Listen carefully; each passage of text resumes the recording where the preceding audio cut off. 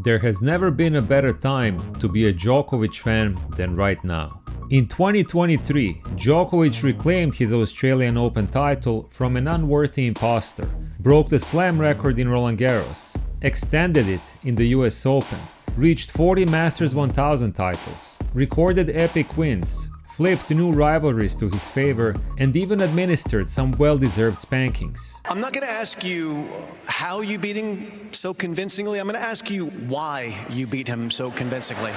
Because I wanted to.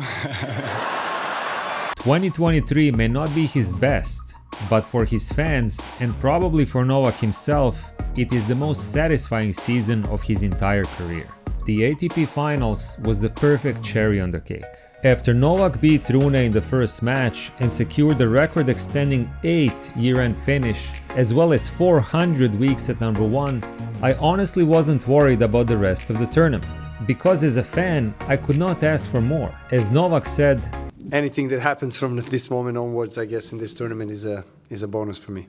And after I saw him dancing before claiming his year-end trophy and then saying that he doesn't care if he advances to the semis or not, I thought that he was as checked out as I was. But being a Djokovic fan these days is a gift that just keeps on giving. When everybody thought that he was done for the year, he played his best tennis of the season in the next 2 matches, completely demolishing Boy Wonder in the semis and avenging his loss to Sinner in the final. And there's more. By winning the title, Djokovic broke yet another Federer's record. Novak now stands as the lone record holder with 7 ATP Finals titles. He now has the most slams, most Masters, most ATP Finals, most weeks at number 1, most year-end number 1s, double Golden Masters, triple career slam, most top 10 wins, most top 5 wins, and it just goes on and on and on.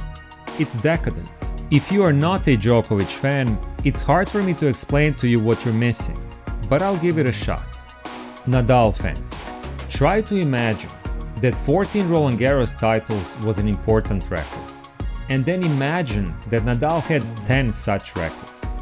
That's how it feels to be a Novak fan. Speaking of Nadal fans, let's send our thoughts and prayers to Novak's haters, because it seems that they cared more about the ATP Finals than Novak and his fans. After Djokovic lost to Sinner, a couple of them rushed to say hi to me. Who knew that a round-robin match would mean so much to them? And what can I say about the prostitutes, who are still crying because Sinner refused to tank his match against Rune and eliminate Djokovic? It's amazing.